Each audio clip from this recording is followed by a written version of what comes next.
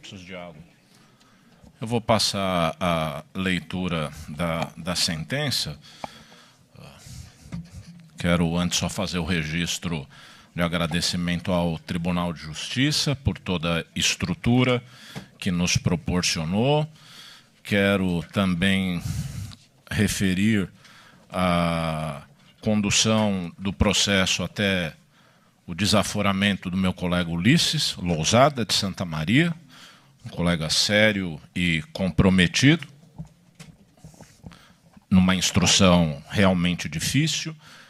Quero observar que a logística do tribunal foi perfeita, senti-me completamente bem atendido, agradecer aos terceirizados, ao pessoal da segurança, oficiais de justiça que acompanharam testemunhas e acusados durante esse longo período de julgamento. Quero agradecer também à imprensa do tribunal e a todos os jornalistas que realizaram a cobertura desse caso tão emblemático, ao meu gabinete, às partes, Ministério Público, assistentes de acusação, defensores, cada um na defesa de suas pretensões exerceu com muita força e com muito vigor as suas incumbências. Não é um caso trivial e, portanto, foram muito colaborativos também, sobretudo no ensejo crucial da votação na sala secreta, permitindo que chegássemos aí 10 dias depois à prolação de sentença nesse horário. Os jurados exemplares, fantásticos, quase que impossível agradecer o envolvimento que tiveram, o comprometimento, a seriedade nesse dever cívico que, entretanto, nesse caso é tão sacrificado, ficaram longe de suas famílias, não recebem nada por isso, com uma pressão significativa, dada a importância de tudo. Aos familiares das vítimas não dedicarei palavras, dediquei-lhes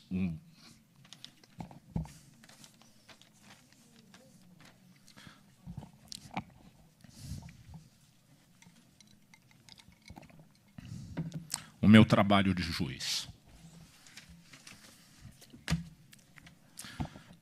A sentença é longa e, portanto, não vou ler inteira, acho que é desnecessário. Vou fazer algumas referências, mas ela será juntada ao processo. É pública, digo, o caminho percorrido até aqui revelou variados percalços, mas concluído o julgamento pelo júri, colhe-se agora o ensejo para a prolação da decisão, com a qual se fixam as penas e dão-se as demais diretrizes. Na conformidade da votação realizada pelo Conselho de Sentença, declaro condenados os réus Elissandro, Mauro, Marcelo e Luciano, e, como corolário do veredito, passo a aplicação das penas.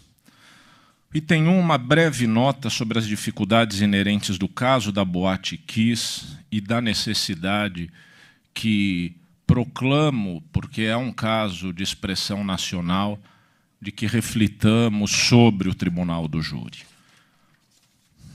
Há diagnósticos realizados acerca da demora dos julgamentos, decorrentes de causas estruturais e que demandam efetivamente mudanças legislativas.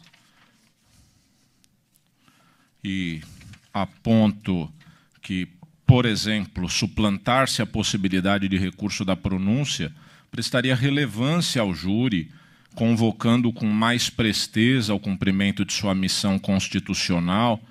E, se suspeitamos, para muitos a assertiva pode parecer chocante, nunca se pode deixar de anotar a perplexidade com a realização de julgamentos ocorridos muitas vezes há quase uma década. E digo, o direito, e sobretudo o direito penal, não há de voltar os olhos apenas àquele que delinquiu, senão que lhe cabe a finalidade de ajustar as expectativas da comunidade, evitando frustrações e descréditos que afetam a confiança no sistema da justiça.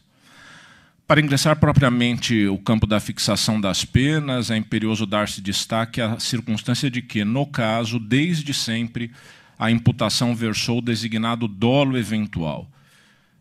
Para a conclusão que se tirará, cumpre sobre isso fazer-se algumas considerações. E aqui trato de questões doutrinárias que são realmente desnecessárias de ler nesse momento, fazendo referência a temas que, inclusive, foram debatidos em plenário, mencionando que a ausência de oposição interna do autor frente à lesão do bem jurídico, quando essa lesão afigura-se possível já em caminho dolo eventual.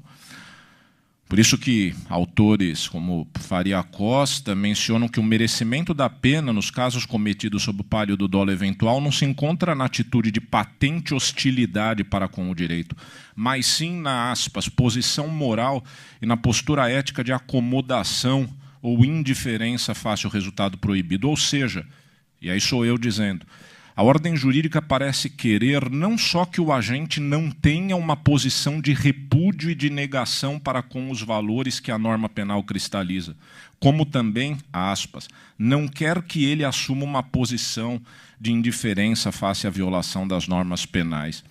Assim é que a ordem jurídica, ao fazer com que a indiferença axiológica se equipare à própria assumida negação de valores, dá conta de que, e vejam o que diz, o viver em comunidade não pode ser só o andarilhar nas suas margens, mas tem de ser também o mergulhar nas suas raízes.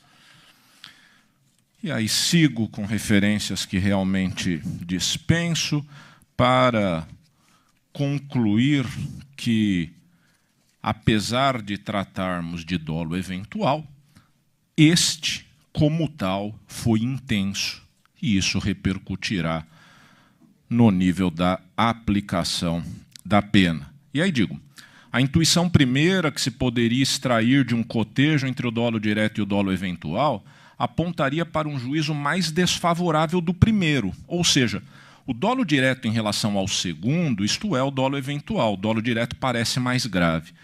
O objetivo agora é o de afastar esse entendimento, assinalando que no nível da punição não há nada que determine ou estimule a cogitação de que o dolo direto é, só por si, necessariamente mais grave do que o dolo eventual. Primeiro, por uma razão normativa.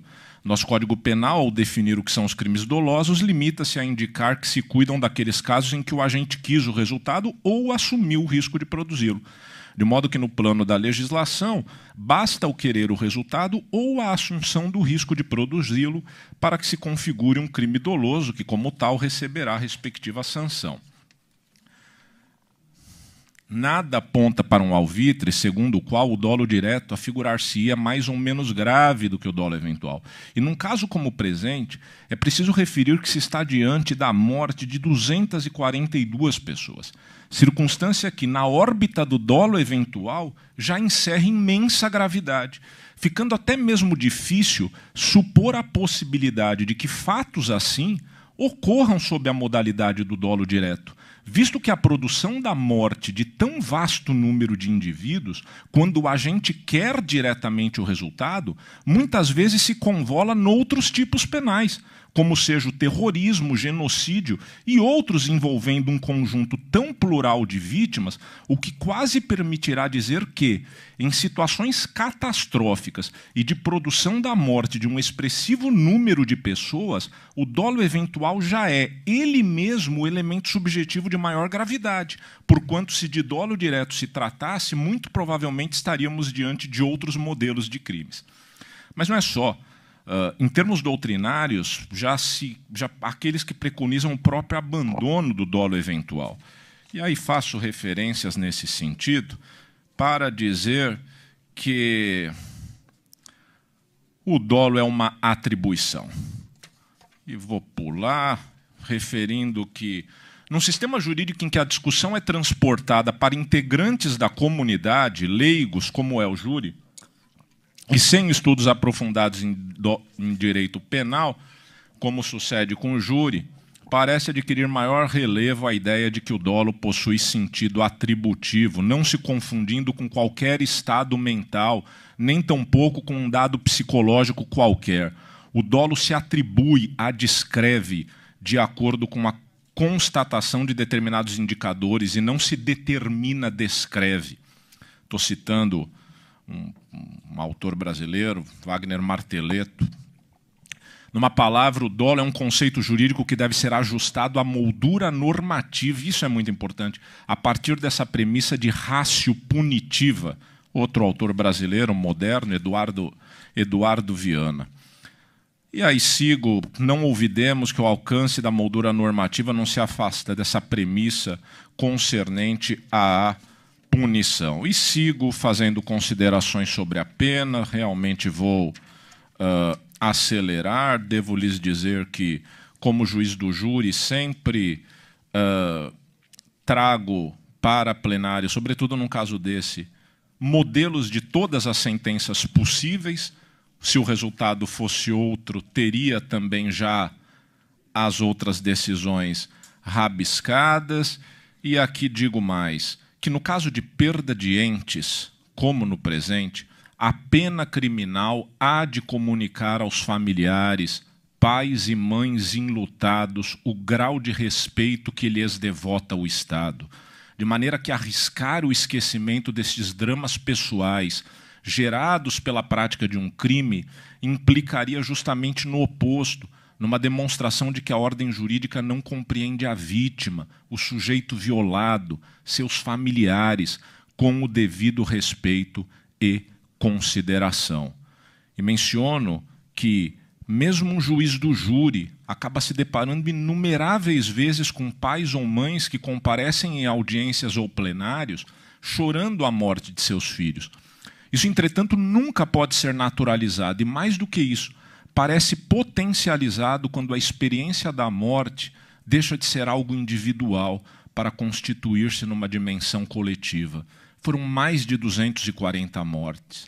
E a expressividade do número de vítimas não divide ou arrefece as dores ou tragédias pessoais, multiplica-as. E aqui surge uma questão relevante que faço já como justificativa do montante de pena a que chegarei, dando conta de um sistema como é o nosso, que consagra mecanismos de progressão e etc., mas me dispensarei de ler. Começo a ingressar na aplicação das penas, dizendo que a culpabilidade dos réus é elevada, mesmo em se tratando de dolo eventual, e dou as razões em várias páginas daquilo que semeia a figura relevante a isso. Menciono também questões relacionadas a outras diretrizes do artigo 59 do Código Penal, no âmbito dos motivos, não obstante o afastamento da qualificadora pelo tribunal, dou razões para considerar a motivação do crime como tendente a desfavorecer a avaliação dos acusados. E digo aqui, inclusive, que os acusados Elisandro e Mauro exerciam atividade profissional relacionada com a Boate Kiss e também no que se trata dos demais acusados. Cumpre avaliar circunstâncias peculiares do evento, a presença de intenso sofrimento. Permito-me sequer ler, mas menciono que quem num exercício altruísta, por um minuto apenas, buscar colocar-se no ambiente dos fatos, haverá de imaginar o desespero, a dor, o padecimento das pessoas que, na luta por sua sobrevivência, recebiam, todavia, a falta e a ausência de ar, os gritos e a escuridão, em termos tão singulares que não seria demasiado qualificar-se tudo o que ali foi experimentado ao modo como assentado pela literatura. O horror. O horror. E aí cito algumas vítimas, algumas declarações de vítimas sobreviventes, e digo, a intensidade do sofrimento é circunstância peculiar dos crimes. E o seu reconhecimento não está adstrito à cobertura do próprio elemento subjetivo. Quem deflagra o processo causal, ou seja, realiza as condutas aptas à eclosão de determinado resultado, há de suportar os dados colaterais que lhe sejam respectivos, pois se assim não fosse, as particularidades e singularidades dos crimes correriam por conta das próprias vítimas, e elas são vítimas.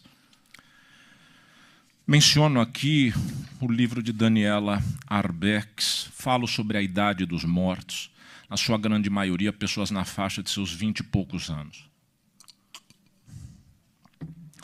Importante esse aspecto, sobretudo se cotejado com aquilo que vai ser retirado dos acusados em decorrência de suas condutas.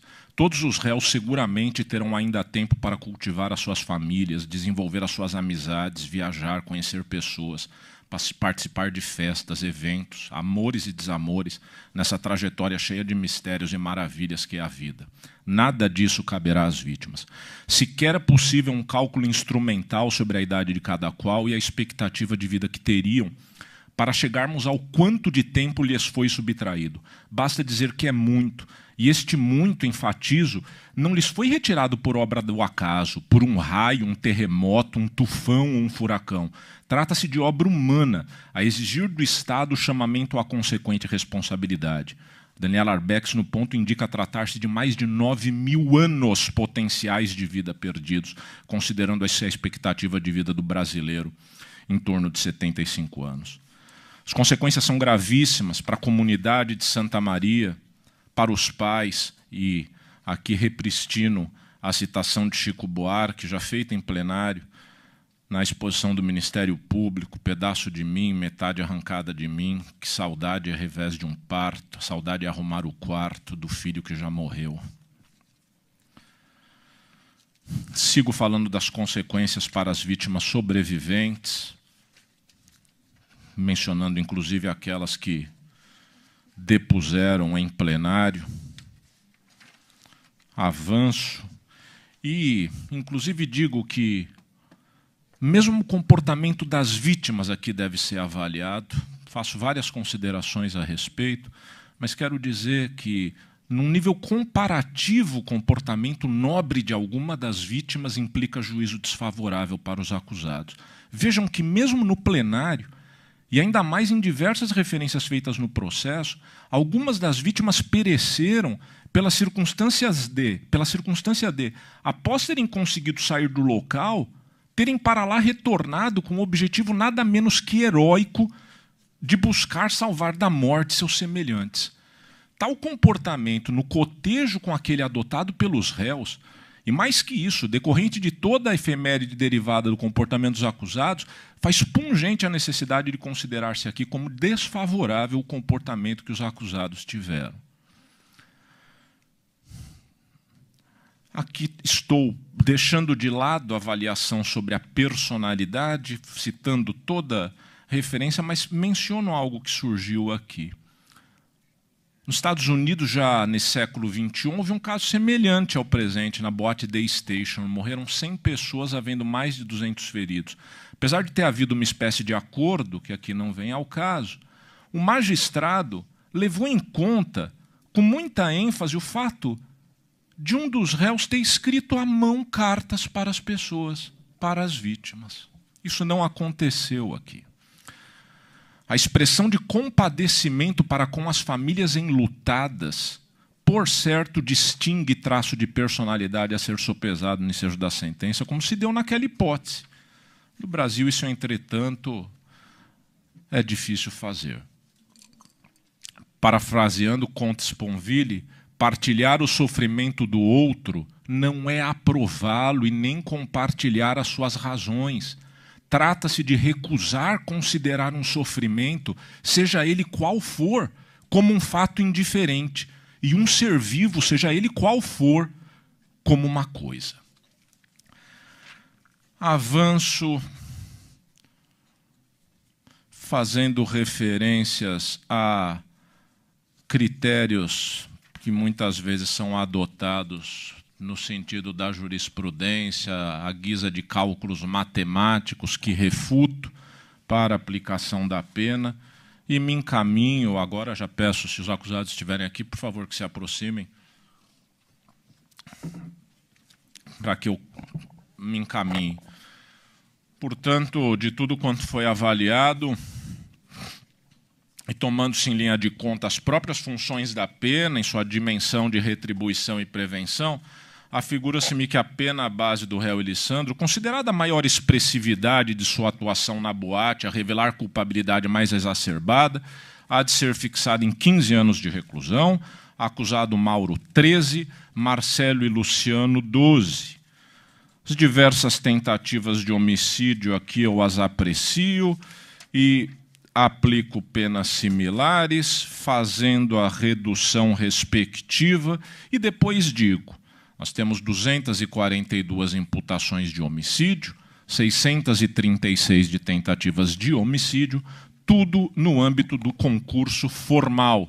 E aí digo, os crimes aqui versados, homicídios e tentativas de homicídio, foram cometidos inequivocamente sob o pálio do concurso formal, de modo que se aplica apenas a pena mais grave, com o acréscimo previsto na lei, e aí chego, sem mais delongas, às penas definitivas.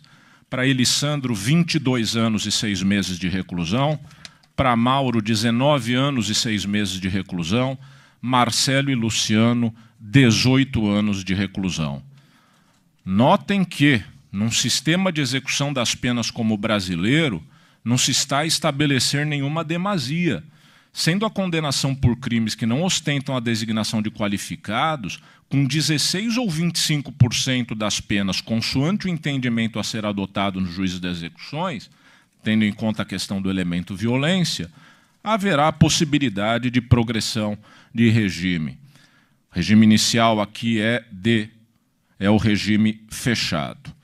E aí faço algumas considerações que, no sentido de que, fixadas as penas de cada qual dos réus, surge um tema singular no ponto artigo 492, inciso 1 do Código de Processo Penal, que aponta que, no caso de condenação a uma pena igual ou superior a 15 anos, determina-se a execução provisória das penas. Faço várias considerações a respeito de um entendimento que sempre ostentei nesse sentido, sobretudo quando da decisão de pronúncia houve recurso pela defesa. Uma vez que mantida a remessa do réu a plenário, intuitivamente revelou presentes os indícios de autoria, de sorte que, com a condenação e já sendo firme o juízo do tribunal sobre esses mesmos indícios, tanto que mantida a pronúncia, pelo mérito, especula-se, nenhum recurso ensejará provimento. O contrário desvirtua a lógica. Não é sem razão que, em julgamento recente, o Supremo Tribunal Federal, o relator ministro Roberto Barroso, traçou razões nessa mesma linha. Há muitos anos, repito, sustento a imediata execução da pena às condenações do júri, e esse entendimento é balizado pela lei e pelo Supremo Tribunal Federal. Digo mais, que, nesses casos, em se tratando de tribunal popular, isso implica mensagem para a vítima, para os seus familiares, o que está relacionado às providências correlatas ao julgamento. Contraria a intuição elementar e, portanto, as expectativas fundadas do lesado e de seus familiares, a potencial extração em favor dos réus da mesma condição que eles, familiares, por exemplo, ostentavam ao ingressar no plenário de julgamento, qual seja a da liberdade. É inexplicável, portanto, para o senso comum que o acusado condenado pelo júri, mormente quando a pena é expressiva, tenha para si nenhuma consequência após o julgamento, como se nem o julgamento tivesse havido. Isso para não dizer, enfim, aí cito outras razões, faço referências a outros entendimentos e, me encaminhando para a conclusão, menciono justamente que no Supremo Tribunal Federal essa matéria está sendo discutida, há 2 votos favoráveis na linha do que estou dizendo, o ministro Roberto Barroso e o ministro Dias Toffoli, um dos quais diz, nos casos de crimes dolosos contra a vida, mais notadamente nos de homicídio, a celeridade da resposta penal é indispensável. Eis o quadro. Em suma, desde sempre, este subscritor entendeu pela execuibilidade das decisões do júri, máxime já tendo havido o desprovimento de recurso da pronúncia. 2. A lei expressa viabilizando a execução da condenação superior a 15 anos, como na espécie nos casos do júri. Mais, há precedente do Supremo Tribunal Federal nesse sentido, e na discussão mais recente em RE, dois votos favoráveis à tese já foram proferidos, constituindo a essa altura maioria. O que se presume é a constitucionalidade das leis e não o inverso. Portanto, em síntese, os réus estão condenados e a pena definitiva de cada um deles é 22 anos e 6 meses de reclusão para Elisandro, 19 anos e 6 meses de reclusão para Mauro, Marcelo e Luciano, 18 anos de reclusão. Eu estou decretando a prisão dos 4, pedindo que se observe a dispensabilidade de algema e que eles sejam conduzidos com toda dignidade. Uma questão de ordem da defesa, doutor. Uhum. A gente fomos informados agora há pouco da concessão de um habeas corpus preventivo. Eu pedir a Vossa Excelência que, nesse último tópico, ceda à manifestação do Tribunal de Justiça, que por hierarquia determinou a não execução imediata dessa sua decisão. Só fala no microfone, só para a gente... Ah, já está circulando? Oi? Não, sim, claro. Bom, eu recebo agora a comunicação que o Tribunal de Justiça concedeu um habeas corpus preventivo. Eu mantenho inteiramente a minha decisão. Entretanto, acrescenta ao final, tendo em vista a comunicação de concessão de habeas corpus preventivo em favor dos réus, suspendo a execução da decisão que proferi e, não obstante o habeas corpus aluda a apenas um dos acusados, parece intuitiva a necessidade de estender-se a todos. Eu agradeço e é isso. Boa tarde a todos.